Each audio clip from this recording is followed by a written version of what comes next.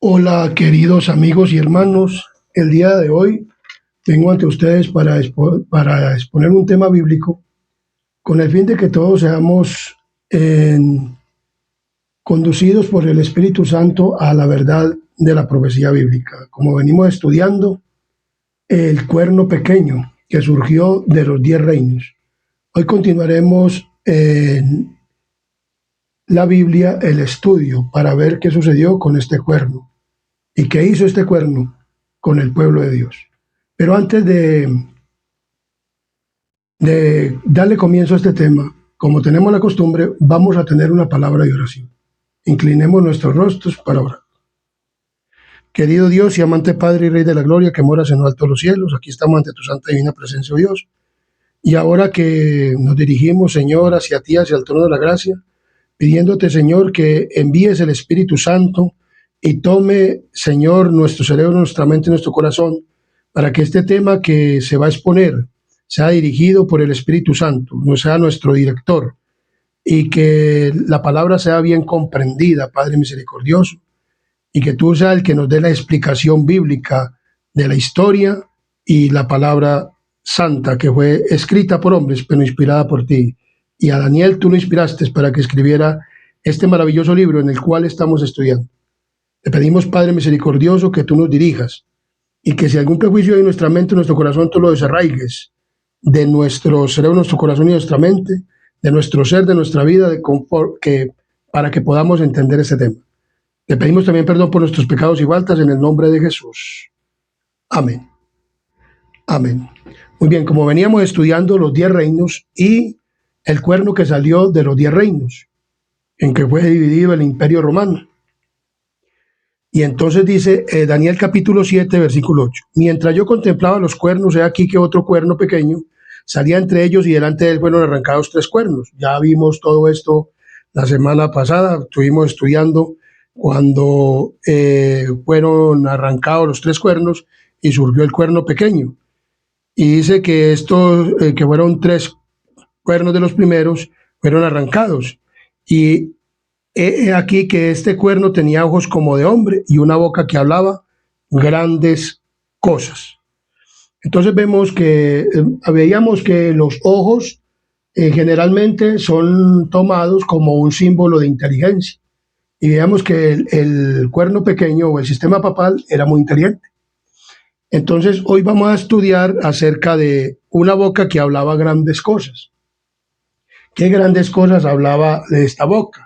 Como dice Daniel 7:8, y en Daniel capítulo 7:25 dice, y hablará palabras contra el Altísimo, y a los altos del Altísimo quebrantará y pensará en cambiar los tiempos y la ley, y serán entregados en su mano hasta tiempos y medio tiempo. Entonces, hablará grandes cosas, o hablará palabras, ¿contra quién? Contra el Altísimo. Arameo, la palabra, hablará palabras contra el Altísimo, dice arameo millán, singular. Millán simplemente palabras. O sea, la palabra millán dice simplemente ¿qué? Palabras. La expresión grandes cosas en Daniel 7:8 y en Daniel 7:20, que nos dice de la siguiente manera, asimismo acerca de los 10 cuernos que tenía en su cabeza y el otro que le había salido delante del cual habían caído 3, y este mismo cuerno tenía ojos y boca que hablaba grandes cosas y parecía más grande que sus compañeros. Entonces, la palabra rabreban, millán, se traduce asunto o contra. Arameo lesad, si bien isad significa lado, lesad no significa como esperaría al lado, sino contra. O sea que este cuerno pequeño hablaría palabras contra el Altísimo. Pero aquí parecería significar, además, ponerse en lugar de. O sea, el cuerno pequeño se pondría en lugar de ¿quién?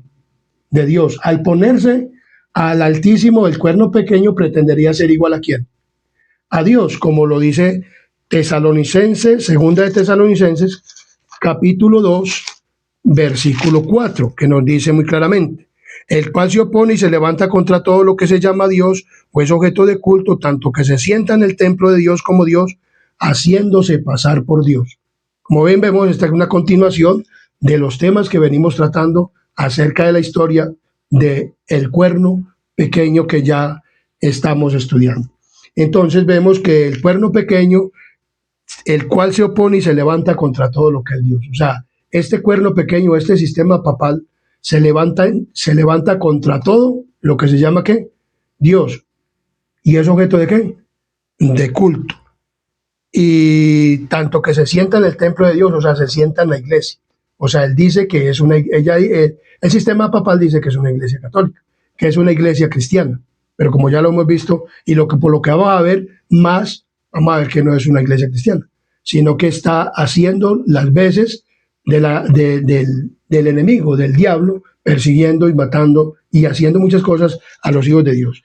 Y vemos que en Isaías 14, 12 al 14, en Isaías 14, 12 al 14 nos dice de la siguiente manera. Isaías 14, 12 al 14.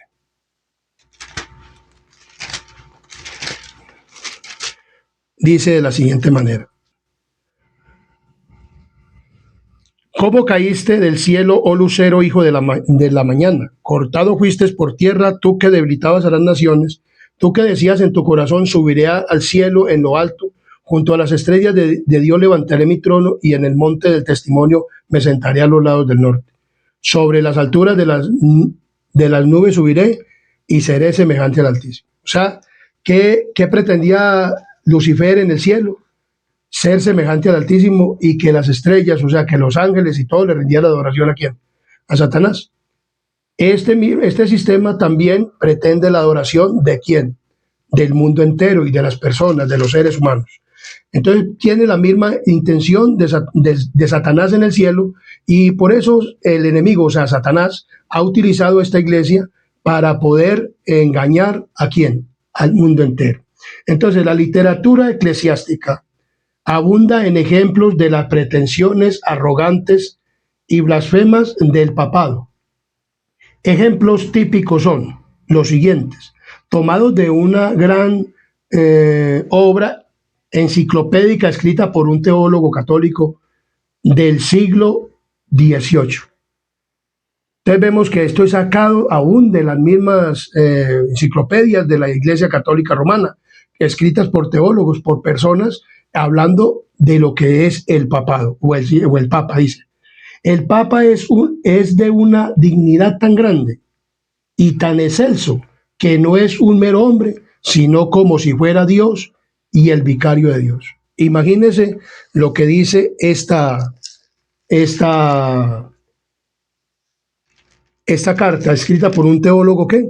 Católico. Bien lo dice la Biblia, que también se le dio boca que hablaba grandes cosas en Apocalipsis 13:5 y blasfemias.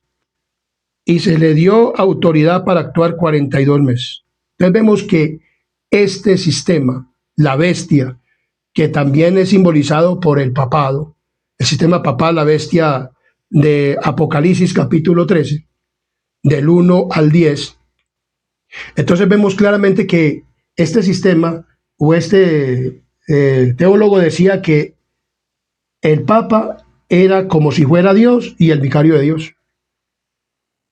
¿Quién es el único que fue el vicario? Dice aquí la palabra de Dios en Mateo 26, 64. Mateo 26, 64 nos dice de la siguiente manera. Mateo 26, 64 nos dice, Jesús los dijo, tú lo has dicho, y además os digo que desde ahora veréis al Hijo del Hombre sentado a la diestra del poder de Dios y viniendo en las nubes del cielo. Entonces el sumo sacerdote rasgó sus vestiduras diciendo, ha blasfemado, ¿qué más necesidad tenemos de testigos? He aquí ahora mismo habéis oído su blasfemia. ¿Qué os parece? Y respondiendo ellos dijeron, ¿es reo de qué? De muerte. Vemos que a Jesús lo iban a apedrear o lo iban a matar, pero de todas maneras lo mataron, pero porque él mismo había dicho que él estaría sentado a la diestra del poder de Dios y viniendo en las nubes del cielo. Entonces el sumo sacerdote rasgó sus vestiduras diciendo, ha blasfemado. He aquí, ahora mismo habéis oído su blasfemia. O sea, que el Hijo de Dios es ¿quién? Era Cristo. Este se hace pasar por el Hijo de ¿quién? De Dios, por el vicario. Miremos qué dice Juan 5:18. Juan, capítulo 5, versículo 18. San Juan 5:18. Vamos a ver qué nos dice la palabra de Dios. San Juan 5:18 nos dice de la siguiente manera. Por esto los judíos aún más procuraban matarle, porque no solo quebrantaba el día de reposo, sino que también decía que Dios era su propio Padre, haciéndose igual a Dios. Entonces los judíos querían apedrear a Jesús porque él decía que él era el Hijo de ¿quién? De Dios, y que verdaderamente era el Hijo de Dios, el vicario. ¿El vicario de quién? De Dios en la tierra. Marcos capítulo 2, versículo 7. Esos son blasfemias. El papado se arroga todas estas cosas diciendo que él es el vicario de Dios en la tierra. El único vicario es Cristo. Porque habla así, blasfemias dice, ¿quién puede perdonar pecados sino solo Dios? El único que tiene poder de perdonar pecados es Dios, pero este hombre se arroga, este sistema se arroga diciendo que el sistema puede perdonar pecados. Eso es blasfemia. ¿Contra quién? Contra Dios. Eso es hablar palabras. ¿Eso es hablar palabras contra quién? Contra el Altísimo. O como dice Daniel, capítulo 7, versículo 8, donde nos dice, y una boca que hablaba ¿qué? Grandes cosas. O sea, una boca que hablaba ¿qué? Grandes cosas. Esto es hablar grandes cosas, esto es hablar cosas tremendas. Entonces, el Papa sigue hablando, el Papa está coronado con una triple corona, como Rey del cielo y de la tierra, y de las regiones inferiores. El Papa es como si fuera Dios sobre la tierra. Esto es hablar palabras contra quién? Contra el Altísimo, único y soberano de los fieles de Cristo, jefe de los reyes, tiene plenitud de poder. A él le ha sido encomendada por Dios omnipotente la dirección, no solo del reino terrenal, sino también del reino celestial. ¿Dónde dice la Biblia eso? Eso lo sacan y se lo arrogan a este sistema personas, católicos, papas y todo esto, diciendo todo, y teólogos católicos. Dice, miren lo que sigue diciendo más, dice, el Papa tiene tan grande autoridad y poder que puede modificar y explicar y interpretar aún las leyes divinas. El Papa puede modificar las leyes divinas, ya que su poder no es de hombre, sino de Dios. ¡Qué blasfemia! ¿Cómo así que él puede interpretar las leyes y él puede hablar lo que él quiera y que todo el mundo tiene que obedecerle? Entonces mire lo que está diciendo aquí claramente. Y actúa como vicerregente de Dios sobre la tierra, con el más amplio poder de atar y soltar a sus ovejas. Esto hizo el anticristo, porque este es el anticristo también. Es denominado como el anticristo, el sistema papal. Porque se pone en lugar de ¿quién? De Cristo, en lugar de Dios. Se hace adorar como Dios y dice que él es Dios en la tierra. Dios no ha puesto a ningún hombre como Dios en la tierra. El único que vino como Dios a esta tierra fue Cristo. Y el único representante de Dios en esta tierra es el Espíritu Santo. Lo dice San Juan capítulo 16. San Juan capítulo 16 de la siguiente manera. San Juan capítulo 16 nos dice de la siguiente manera.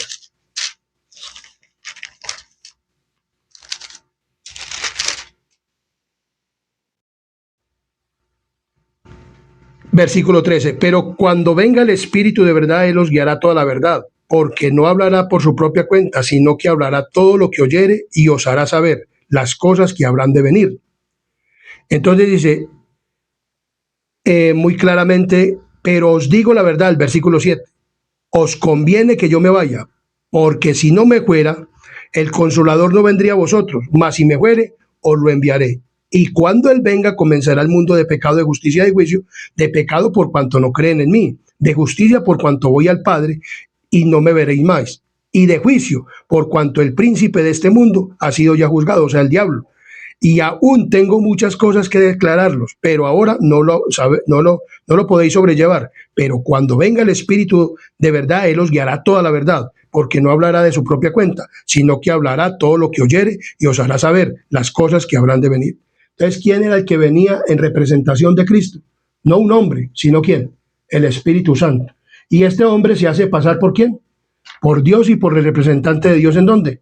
En la tierra. El único representante de Dios en la tierra es ¿quién? Cristo Jesús.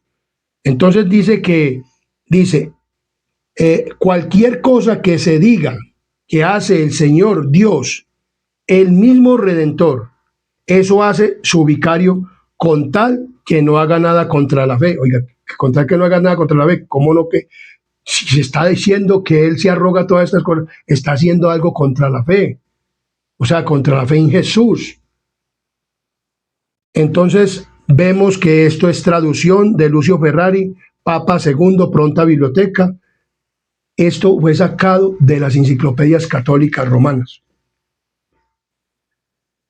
O sea, los mismos prelados, los mismos teólogos, los mismos papas se arrogan todo esto y lo escriben y lo dejan en bulas papales y en todas estas cosas para que la gente lo lea y crean que él es el verdadero Dios. El verdadero Dios está en el cielo, no en la tierra.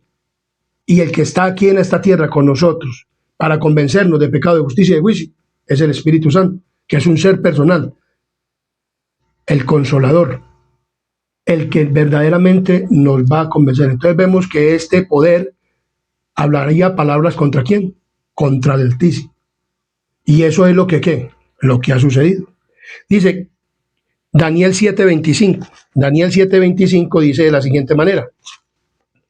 Daniel 7:25 dice, y hablará palabras contra el Altísimo y a los altos del Altísimo quebrantará. Entonces dice, o desgastará.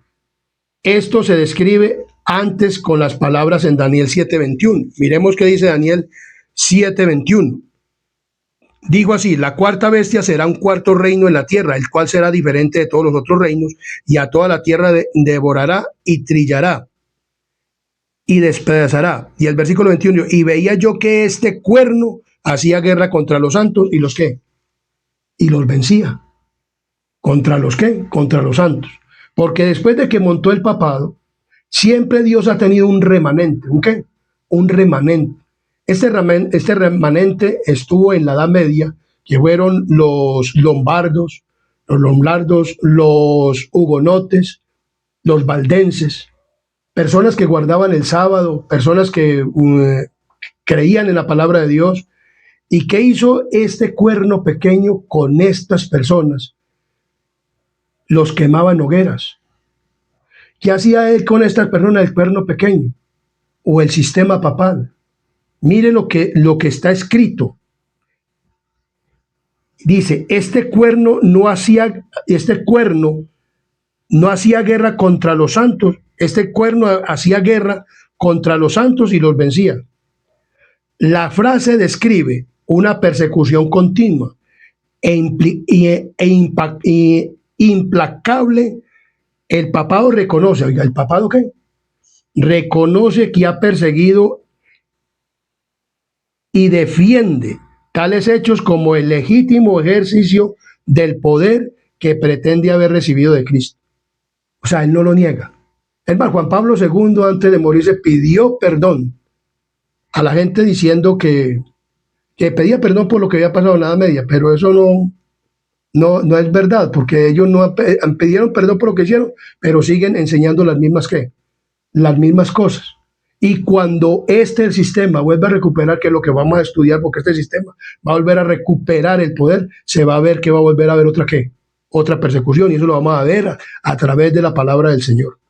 ¿Y cómo va a ser eso?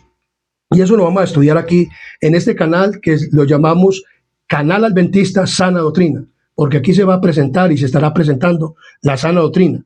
Entonces vemos claramente que este poder se arroga esto, que por el legítimo ejercicio del poder que pretende haber recibido de Cristo. La palabra de Dios dice que muchos harán cosas en su nombre y alegando que lo hacen en el nombre de él. Esto lo hizo ¿quién? El papado. Lo siguiente está tomado de la enciclopedia, lo de la bula de Estirpanda. Dice en 1252, Inocencio IV dice, cuando los que hayan sido condenados, mire lo que dice Inocencio IV, condenados como culpables de herejía, hayan sido entregados al poder civil por el obispo o su representante o la Inquisición, el podesta o el primer magistrado de la ciudad llevará inmediatamente y ejecutará las leyes promulgadas contra ellos dentro del término máximo de 5 días. Ni podía quedar duda alguna en cuanto a cuáles disposiciones civiles se indicaba, porque los pasajes que ordenaban quemar a los herejes impenitentes estaban incluidos en los decretos papales de las constituciones imperiales, comicis nobis en consuntivelem tunicam. Eso está escrito ahí en la bula de Estirpanda, antes mencionada. ¿O la bula qué? De Estirpanda. Esta bula permaneció de allí en adelante como documento fundamental, la Inquisición renovada o puesta nuevamente en vigencia por varios papas. Alejandro IV en 1254, Clemente IV en el 1265, Nicolás IV en el 1288, Bonifacio VIII en el 1303 y otros. Por lo tanto, las autoridades civiles estaban obligadas por los papas, so pena de excomunión, a ejecutar las sentencias legales que condenaban a los herejes impenitentes a la hoguera. Aquí se ve todas estas cuestiones escritas en estas ¿qué? En estas bulas papales. Entonces vemos que ellos persiguieron al pueblo de Dios y quemaron a las personas como Jerónimo, Juan Hus, Tindale, Jerónimo, personas que Juan Hus fue quemado en la hoguera y lo quemaron por predicar el evangelio, por predicar la verdad, porque ellos no se sujetaban, porque aunque el sistema de la iglesia cayó con el papado, pero quedaron un remanente. Siempre por lo regular Dios ha tenido un remanente que no le dobla las rodillas a Baal, que no le dobla las rodillas a un hombre, sino que verdaderamente predica el evangelio con rectitud y verdad. En la Edad Media eran los hugonotes, los lombardos y los valdenses, los últimos que fueron ¿qué? Diseminados, y eran perseguidos. Los perseguían como si fueran criminales, porque el sistema papal gobernó ¿qué? El poder civil. Por eso hubo una mezcla entre ¿quién? Entre la iglesia y ¿quién? Y el Estado. ¿Hubo una qué? Una mezcla. Esta mezcla tenía que ver ¿con quién?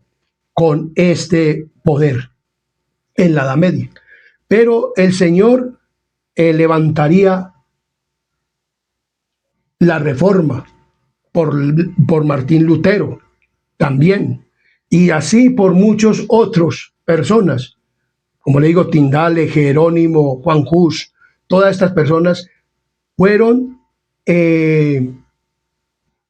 quemados, muchas personas en hogueras. A Lutero no se sabe qué le sucedió, pero de todas maneras él estuvo allá con los papas y él le decían que se retratara de lo que él decía y ellos no lo hicieron.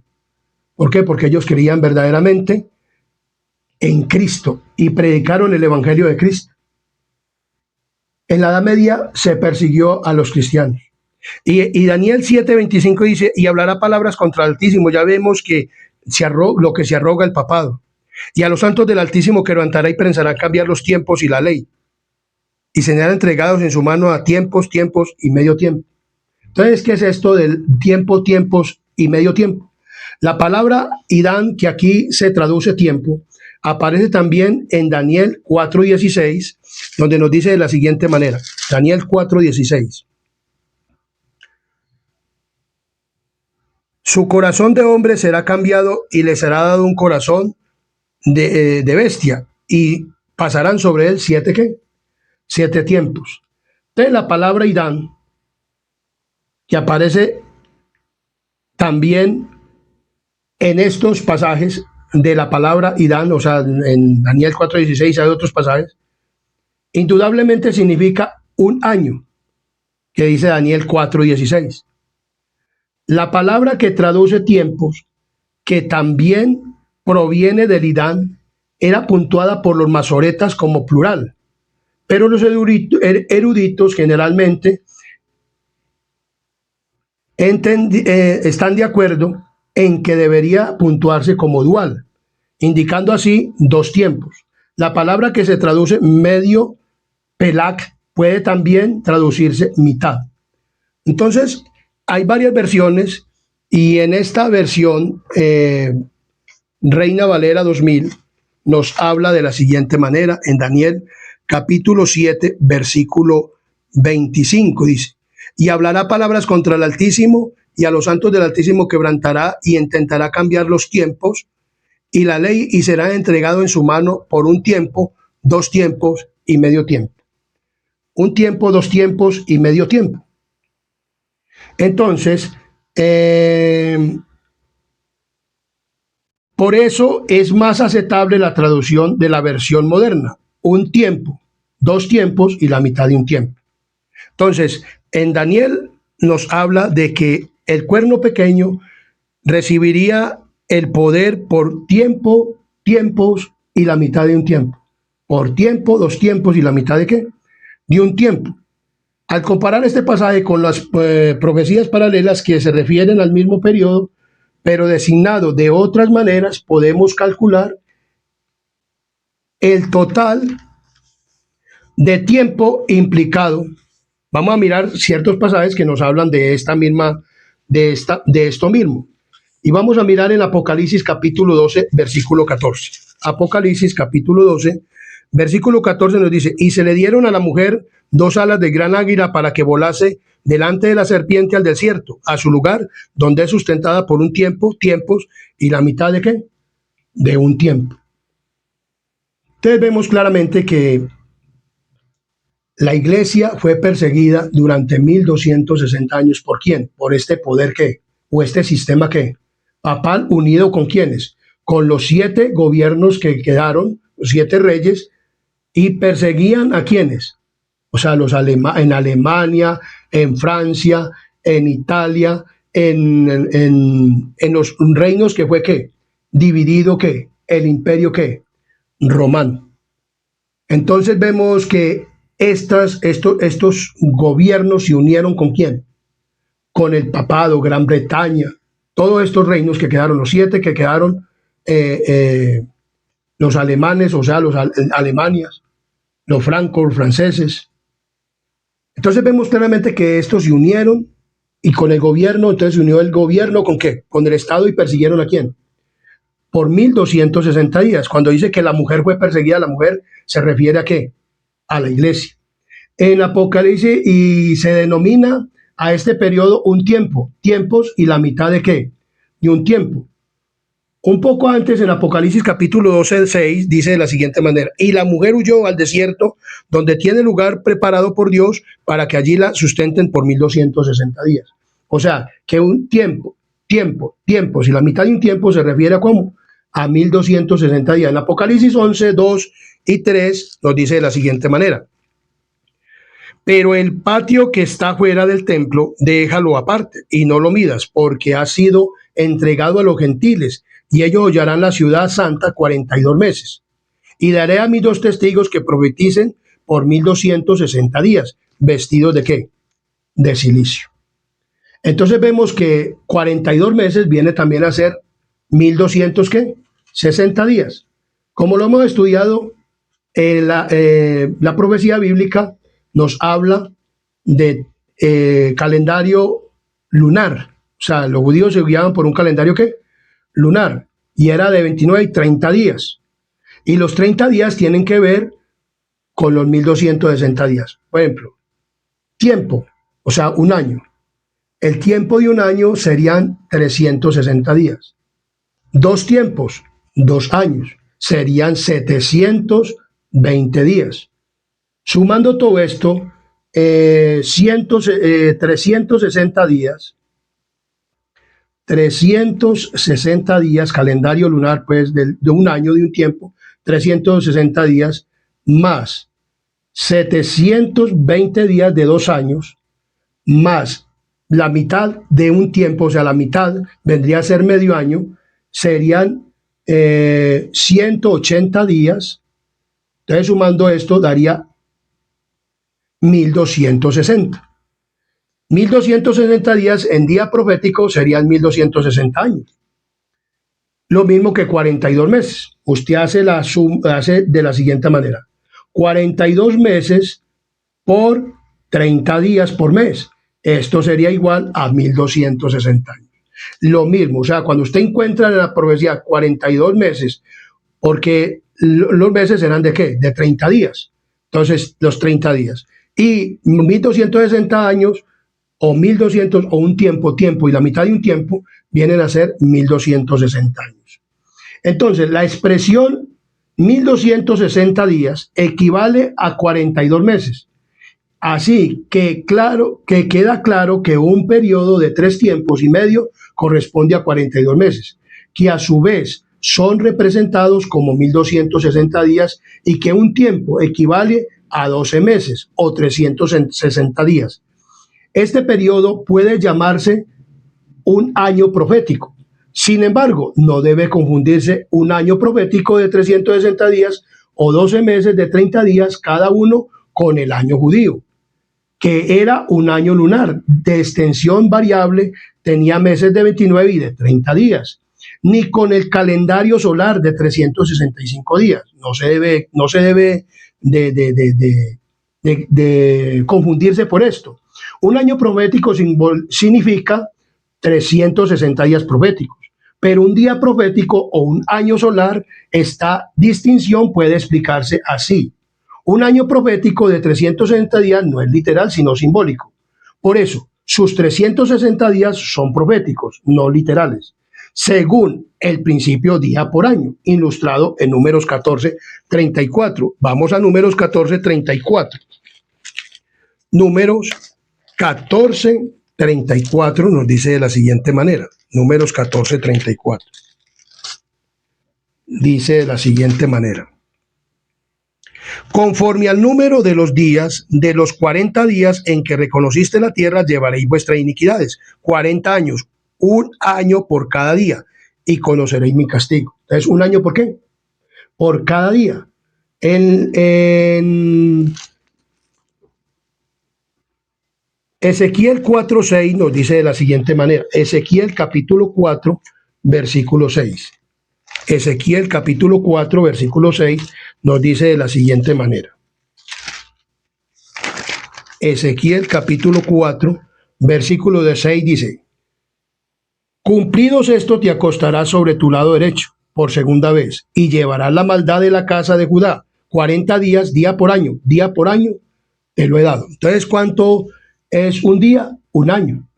Entonces, ¿cuánto estuvieron el pueblo de Israel que fueron a reconocer la tierra? 40 días. Pero por esos 40 días, día por año, fue dado 40 años, y estuvieron más en el desierto, y ahí murió toda la que los hombres de guerra que salieron ¿de dónde? Del pueblo de Egipto, o sea, de la nación de Egipto, que salieron de esclavitud. Entonces vemos que en Ezequiel también dice día por año te lo he dado. Cuando Jacob, en Génesis capítulo 29, nos dice de la siguiente manera. Génesis capítulo 29, versículo 27 y 28 nos dice de la siguiente manera. 29, 27 y 28.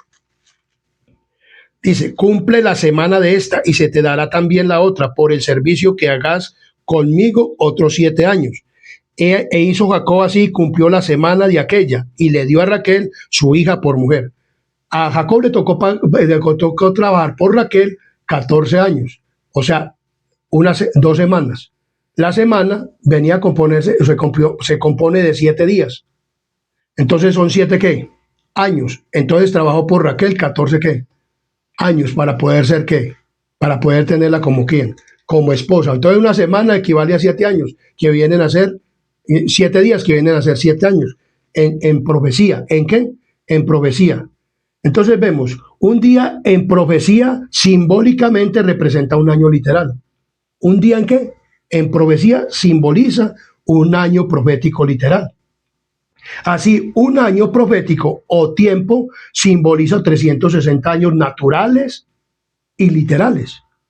Y de la misma manera, un periodo de 1200 o de los 2300 tardes y mañana, que después lo estudiaremos, o las 70 semanas, que también después lo estudiaremos con los 2300 tardes, o de cualquier otra cantidad de días proféticos, representa la misma cantidad de años literales, es decir, años solares completos, marcados por estaciones que son controladas por el sol. ¿Por qué? Por el sol. Aunque el número de días de cada año lunar era variable, el calendario judío se recogía con la adición ocasional de un año, de un mes extra. De modo que para los escritores bíblicos, al igual que para nosotros, una larga serie de años siempre era igual al mismo número de los días solares naturales. Es lo mismo. Por ejemplo, estamos por un calendario gregoriano y el año es de 365 días. Pero, por ejemplo, en este momento estamos en el 2024 y estamos en un año bisiesto. Y este año bisiesto trae febrero de 29 días. Se completan 366 días para completar la rotación que hace la Tierra al Sol. Eso mismo hacían también quienes. En aquel entonces los judíos. Y daban un mes adicional y da lo mismo en los cómputos con los 365 días. Entonces no podemos confundirnos. Entonces la palabra de Dios es muy clara y la historia. Por eso es importante estudiar la palabra de Dios. ¿Con qué? Con la historia, como les digo, cuando ustedes estudian la palabra de Dios con la historia y estudian muchas cosas del pueblo judío y todas estas cosas, entonces nosotros vamos a entender mejor la palabra de Dios y no vamos a complicarnos. Entonces, la validez del principio de día por año ha sido demostrada por el cumplimiento preciso de varias profecías calculadas por este método en particular, la de las 1260 días y de las 70 semanas, que como le digo, lo vamos a estudiar con los 2300 tardes y mañana. Un periodo de 3 años y medio, contados en forma literal, es completamente exiguo para cumplir los requisitos de las profecías de 1260 días con relación al papado, pero cuando, de acuerdo con el principio día por año, el periodo se extiende a 1260 años, la profecía tiene un cumplimiento excepcional. Cuando yo comencé a estudiar la palabra de Dios y con estos periodos de tiempo y comprendiendo todo esto, yo dije, la palabra de Dios es ¿qué? Verdadera, la palabra de Dios. Y que comencé a ver que el papado hablaba palabras contra el Altísimo, que se hacía pasar por Dios. Y yo decía, pero este es un imperio, porque fue el imperio que sucedió después de ¿quién? Del Imperio Romano, que siguió con las piernas de hierro, porque vemos claramente que Roma le ayudó, la Roma oriental le ayudó ¿a quién? A Roma, le ayudó el Imperio oriental, Constantino y Justiniano teniendo el poder, mandó a Belisario y entonces las piernas de hierro continuaban. Por eso vemos la mezcla, la mezcla entre el hierro y el barro, pero vemos que esta mezcla no se podía. No se podía, las 10 naciones también, y vemos que las 7 que quedaron tampoco, aunque se sujetaron al papado, pero después vamos a ver que no pudieron continuar, y por eso hoy en día está la iglesia y el Estado que separado. Entonces vemos claramente que el cuerno pequeño perseguiría al pueblo de Dios por 1260 ¿qué? Días. Y haría muchas cosas ¿con quién? Con el pueblo. Ahora dice, y pensará, arameo Sebar. Dice aquí en Daniel capítulo 7, versículo 5. Versículo 7, 25. Y hablará palabras contra el Altísimo, y a los santos del Altísimo quebrantará, y pensará en cambiar los tiempos.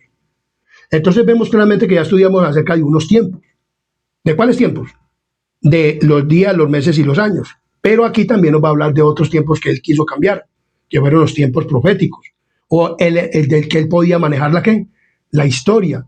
Y vamos a ver cómo cambió él y desvió a la cristiandad para que no creyeran que él es el cuerno pequeño. Y hoy en día muchas personas de las iglesias cristianas, de las otras que denominan cristianas, tampoco han podido encontrar esto, porque hubieron personas que se aparecieron para distorsionar la palabra de Dios y para distorsionar la historia. Entonces vemos que procurará e intentará, se indica un esfuerzo premeditado, como dice Daniel 7:25, el tiempo, arameo simnin, singular, semán, término que indica tiempo fijo, como en Daniel capítulo 3, versículos 7 y 8. Daniel capítulo 3, versículos 7 y 8 nos dice de la siguiente manera: por lo cual, al oír todos los pueblos el son de la bocina, de la flauta, del tamboril, del arpa, del salterio, de la zampolla y todo instrumento de música, todos los pueblos, naciones y lenguas se postraron y adoraron la estatua de oro que el rey Nabucodonosor había levantado. Dice Daniel capítulo 7 y 8, y el 8 dice: por esto en aquel tiempo algunos varones caldeos vinieron y acusaron maliciosamente a los judíos. Entonces vemos que habla de tiempo ¿qué? Fijo, como en los de Daniel 7:8, y dice, o en los lazos, como en los de Daniel 2:16. Daniel capítulo 2, versículo 16 nos habla de la siguiente manera. Daniel 2:16 nos dice de la siguiente manera: y Daniel entró y pidió al rey que le diese tiempo y que él mostraría la interpretación. ¿A quién? Al rey. Entonces, en Daniel 2:21 nos dice de la siguiente manera. En Daniel 2:21 nos dice: él muda los tiempos y las edades, quita reyes y pone reyes, da la sabiduría a los sabios y la ciencia a los entendidos. Entonces vemos claramente que la palabra de Dios nos está hablando de que el único que puede quitar reyes o poner reyes es ¿quién? Dios. Entonces se dice que se da una sugestión en cuanto al significado de la expresión cambiar los tiempos. Allí se usan juntas otra vez la misma palabra aramea, que significa mudar y tiempos. Sin embargo, en ese pasaje Daniel dice que es Dios quien tiene la autoridad de mudar los tiempos, no un hombre, no una persona.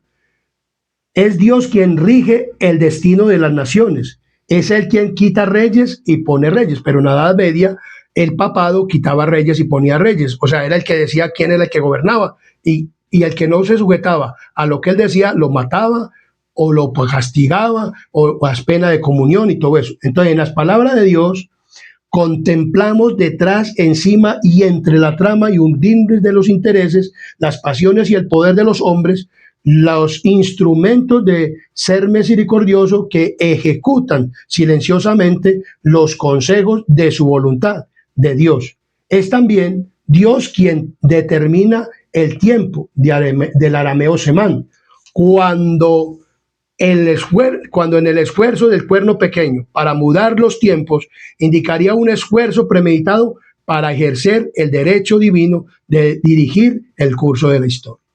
Entonces, en la Edad Media se levantaron dos jesuitas, o se levantó el jesuitismo. ¿El qué? El jesuitismo. Vemos aquí en el conflicto de los siglos, dice de la siguiente manera.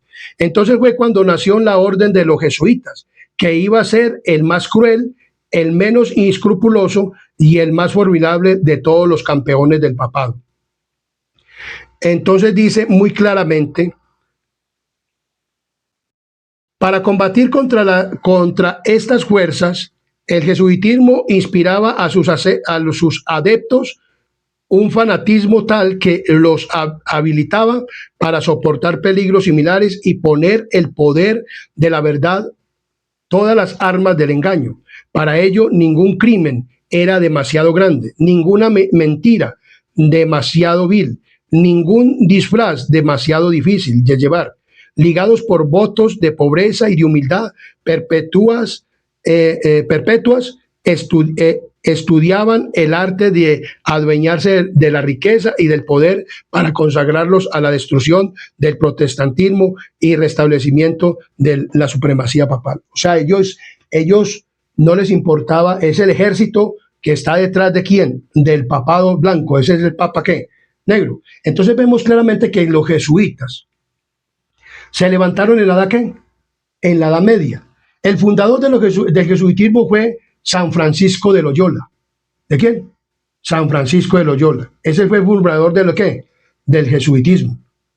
Entonces se levantaron dos jesuitas, que el uno era preterista y el otro era futurista. Y el fundador del preterismo fue el monje Luis Alcázar. Este decía que el anticristo o el cuerno pequeño o el papado, pues el sistema papal ya se había levantado, que no era el sistema papal, sino que era otro. Mire lo que dice Luis Alcázar, quien dice que era Antíoco Epífanes, que ese era el ¿qué? El anticristo. Antíoco Epífanes, quien sacrificó un cerdo en el santuario, y que la bestia era Nerón, o sea, que era un emperador romano. Entonces, que la bestia, porque la palabra de Dios habla de que la bestia viene a ser el cuerno pequeño o el sistema papal, y el cuerno pequeño viene a ser también la misma entidad, o sea, el mismo sistema. Pero entonces se levantaron este jesuita preterista para decir que todo se había cumplido ¿en qué? En el pasado. Entonces, que por lo tanto el anticristo y la bestia estaban en el pasado. Pero luego se levantó otro que es el fundador del futurismo, y fue el monje católico Francisco Rivera. Su vocero principal fue Pedro Belarmino.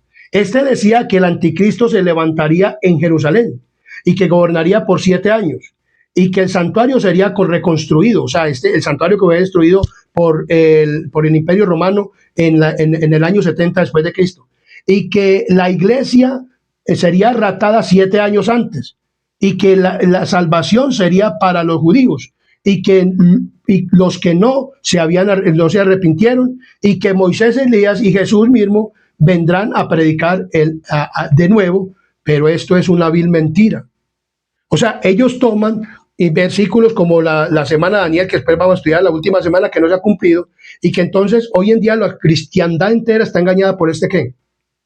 Por este método futurista, y muchos predicadores de las iglesias nominales, llámese de todas las otras religiones, que predican que Jerusalén va a ser reconstruido y que se levantará un rey altivo, y allá entonces se dará que toda la gente, los judíos van a ser salvos, y entonces que será salvo todo Israel. Pero el Israel es el Israel espiritual, y aún los judíos tienen que creer al mensaje de la iglesia verdadera de este último tiempo, la iglesia adventista del séptimo día.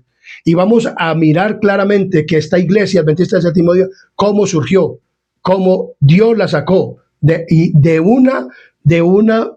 esta Edad Media, de todo lo que sucedió, para que se restableciera la verdad.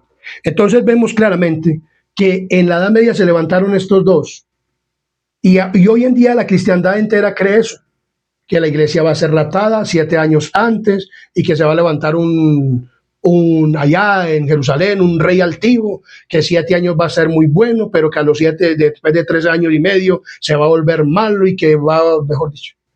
Pero eso es una vil mentira. Eso fue por los jesuitas, para desviar el cristianismo, para desviar a la gente del verdadero anticristo, de la verdadera bestia de Apocalipsis. Ya sabemos que bestia no es un irrespeto, sino que bestia es un poder. O sea, el poder, sistema papal católico romano, es una bestia porque tiene poder y gobierno en el mundo entero. Y aún gobernó en la Edad Media a los ¿qué? A los reyes, a los reinos, al sistema político. Al sistema político lo gobernó la Iglesia Católica Romana. Eso lo estamos estudiando, y vemos que eso está en ¿dónde? En la historia. Entonces no podemos decir que eso no es así, porque ahí está. Estudiando la verdadera historia. Cuando yo era niño nos enseñaban historia, y nos decían a nosotros que cuando Cristóbal Colón vino aquí a América, lo que había eran indios. Y yo era inquieto, yo era un niño, yo he sido una persona muy inquieta, y yo era muy inquieto, y yo decía, pero ¿cómo así? ¿Qué indios? ¿Y a dónde aparecieron los indios? Entonces, estudiando la verdadera historia bíblica con la Biblia y el espíritu de profecía, descubrí algo que la palabra de Dios dice, ¿cierto? Entonces, Cristóbal Colón dice que descubrió América. Y que cuando él vino aquí a América, entonces encontró que indios. Pero esto es lo que dice la palabra, o sea, la historia. La historia. O sea, debido a las persecuciones que hubieron en la Edad Media, desde el año 538 hasta el 1798, entonces vemos que muchas personas se dieron a la huida. ¿Qué sucedió para venir aquí a América? Para cruzar el estrecho de Bering, o sea, mucha gente se vino por el estrecho de ¿qué? De Bering y cruzaron todo ese de la Europa Occidental y pasaron Asia, Alaska y se vinieron por el estrecho de ¿qué? De Bering. Estos son cosas que dicen y los averigua uno a través de la historia. Dice, durante la última edad se ha formado un puente en el estrecho de Bering. La abundancia de hielo significaba que los niveles del mar eran mucho más bajos, por eso emergió un tramo de tierra en Siberia y en Alaska, en la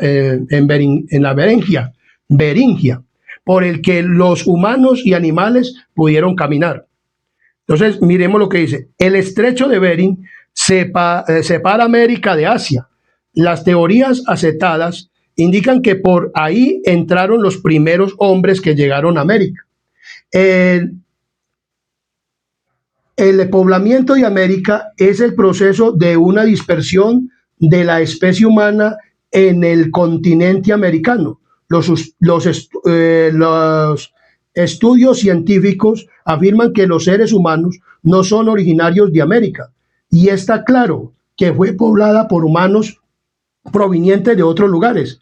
La evidencia paleantropológica actual y genética apoyan la hipótesis según la cual los primeros pobladores de América procederían del extremo noroeste de Asia, o sea, que se vinieron por ahí. Y se cree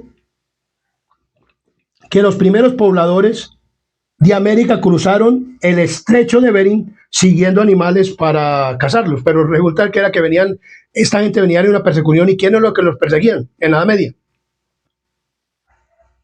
Entonces vinieron por el estrecho de ¿qué? De Bering. Otros se vinieron por el océano Atlántico en barcos. Las embarcaciones siempre han existido y arriesgaban su vida, preferían más bien morir porque de todas maneras los mataban y los perseguían. Y entonces Cristóbal Colón en Proverbios, Isaías 40:22 nos dice de la siguiente manera. Isaías 40:22. Isaías capítulo 40, versículo 22 nos dice de la siguiente manera. Isaías 40:22.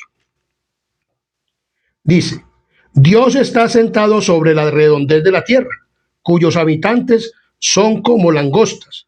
Extienden los cielos como una cortina, los despliega como una tienda para morar.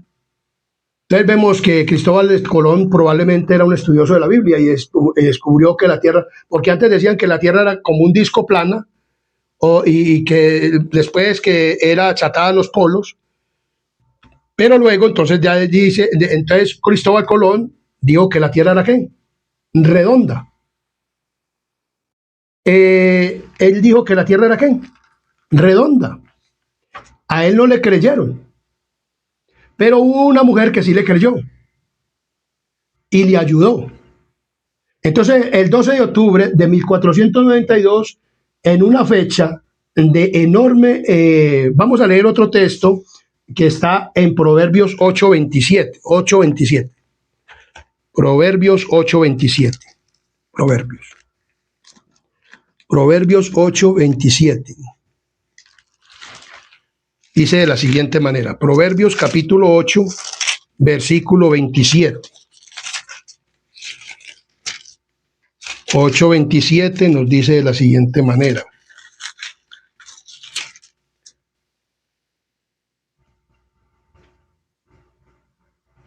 Cuando formaba los cielos, allí estaba yo. Cuando trazaba el círculo sobre la faz del abismo. Entonces, ¿qué es un círculo? Algo redondo. Entonces vemos que este círculo es algo redondo. Entonces la tierra era redonda. Entonces él dijo que la tierra era ¿qué? Redonda. Y entonces habló para que le dieran, y ahí vemos que salió la Pinta, la Niña y la Santa María. Entonces él dice aquí a dónde desembarcó Cristóbal Colón. ¿Quién fue la que le ayudó para esta cosa? Dice, para salir de España y venir acá. El 12 de octubre de 1492 es una fecha de enorme importancia en la historia de Occidente.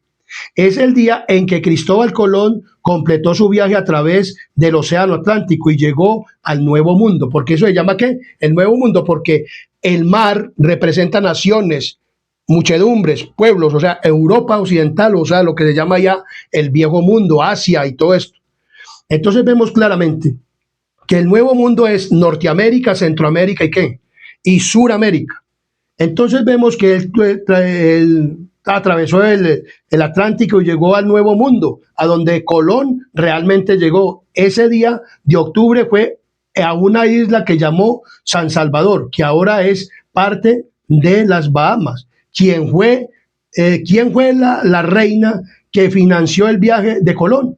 En aquel momento su idea no era prioridad para el reino de España, pero Isabel, quien le dio a Colón el apoyo financiero y la bendición que necesitaba para su expedición.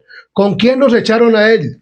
Lo echaron con cristianos, con personas que estaban designados para matarlos, y los echaron en los barcos y dijeron que se ahoguen en el mar, que se mueran en el océano.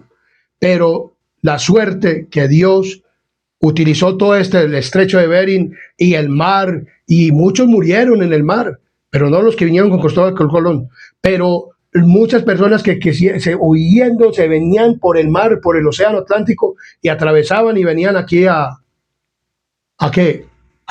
Norteamérica, Centroamérica y Iberoamérica.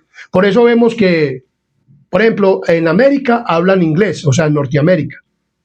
Inglaterra los colonizó? Los ingleses.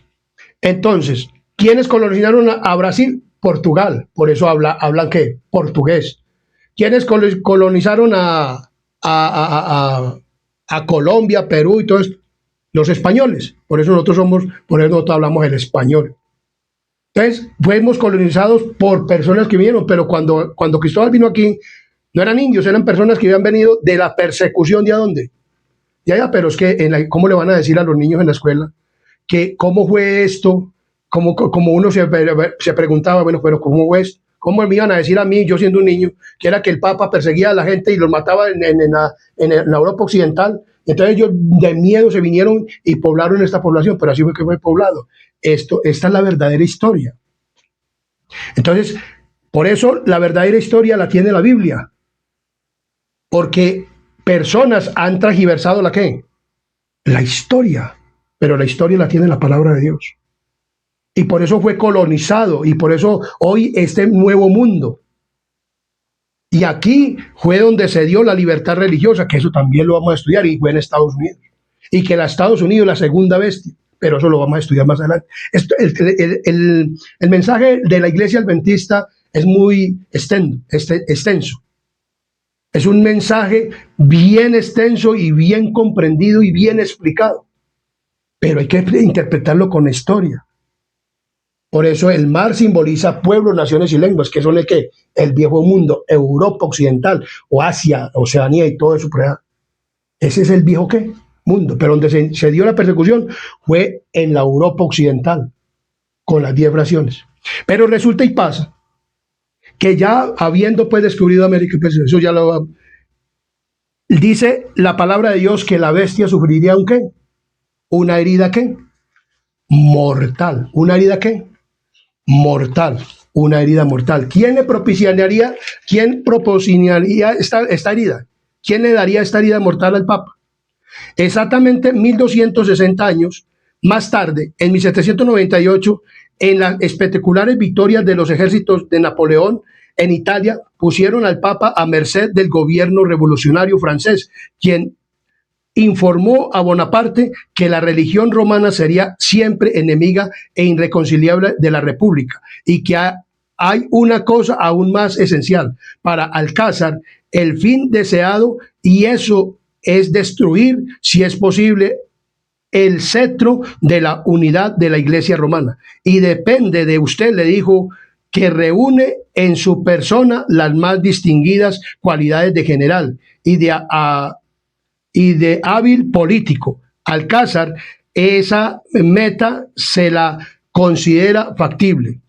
En esa respuesta a esas instrucciones y por orden de Napoleón, el general Berthier, en otro orden de Napoleón, el general Berthier entró en Roma con un ejército francés, proclamó que el régimen político del papado había concluido y llevó al papa prisionero a Francia, donde murió en el exilio. El derrocamiento del papado en 1798 marca el pináculo de una larga serie de acontecimientos vinculados con su decadencia progresiva y también la conclusión del periodo profético de 1260 años, que Apocalipsis capítulo 13, versículo 10 dice que le iban a propinar a la ¿qué?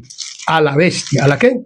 A la bestia. 13:10 dice, si alguno lleva en cautividad, van en cautividad. Si alguno mata espada debe ser ¿qué? Muerto. Aquí está la paciencia y la fe de los santos. ¿Qué pasó con el imperio romano? O sea, el del papado, el imperio del papado, el sistema papal, sufrió una herida. Al Papa Pío VI lo cogió el general Berthier, lo llevó al exilio en Francia y allá murió. Francia le ayudó, Clodoveo le ayudó, cuando le ayudó a Belisario, a montar ¿a quién? Al papado. Y fue el rey de Francia, pero un mismo rey de Francia, que era Napoleón, que se proclamó rey, y era un chaparrito chiquito, y le dio la herida de espada. ¿A quién? ¿Por qué? Porque le retiró el gobierno. Le retiró el gobierno. ¿A quién? A el sistema papal. Entonces aquí vemos lo que dice la historia. Espero que este tema les guste y les llene de conocimiento espiritual para que nos sigamos preparando para el reino de los cielos. Recordemos que este canal Adventista Sana Doctrina está preparando un pueblo para el reino de los cielos. Y todo esto tenemos que comunicarlo para que sepamos, para que salgamos de estos sistemas, para que verdaderamente escuchemos la palabra de verdad. Este es un mensaje de verdad. Este es el canal Adventista Sana Doctrina. Yo les pido que se escriban al canal Adventista Sana Doctrina, que compartan este tema, compártanlo con toda persona, que le den un like. Este tema es importante para todos, para que conozcamos la verdad, para que conozcamos la historia bíblica, para que conozcamos todo lo que Dios dice a través de su santa y divina palabra. La espada le fue quitada. O sea, el poder civil se le retiró ¿a quién? Al papado. Después seguiremos estudiando más esto y más profundamente. Entonces, yo ahora les invito que inclinemos nuestros rostros y tengamos una palabra de oración. Querido y amante Padre y Rey de la Gloria que moras en lo alto de los cielos, aquí estamos ante ti, oh Dios. Gracias por tu grande amor y misericordia. Gracias por este maravilloso tema. Te pido, Señor, que las palabras que van a ser escuchadas por las personas, que su cerebro, su corazón y su mente sean iluminadas por el Espíritu Santo, y tú les des sabiduría, entendimiento, discernimiento e interpretación de tu palabra, para que puedan comprender este mensaje y puedan comprender que tú, la preocupación que tienes por el ser humano es salvarlo, y que no creamos en el hombre, sino que creamos en tu santa divina palabra, que investiguemos la Biblia y la historia, que investiguemos en tu palabra lo que tú nos dices, para que estemos seguros y que podamos prepararnos para que cuando tú aparezcas en las nubes del cielo, podamos decir, este es nuestro Dios, lo hemos esperado y Él nos salvará. Bendice tu palabra, porque tu palabra es bendita por ti. Bendice a las personas que van a escuchar. Oramos por las personas enfermas. Oramos por las personas que tienen necesidad de empleo, y para que puedan escuchar estos temas. Provéeles, Padre misericordioso, Provéeles también de sabiduría y provéeles lo que ellos necesitan. Te pedimos, Padre misericordioso, que los bendigas y ayudes para que puedan progresar en su vida espiritual. Te pedimos, Señor, que perdones todos nuestros pecados y faltas, no porque nosotros no haya méritos, sino en los méritos santos de tu Hijo amado, Cristo Jesús. Amén y amén. Amén.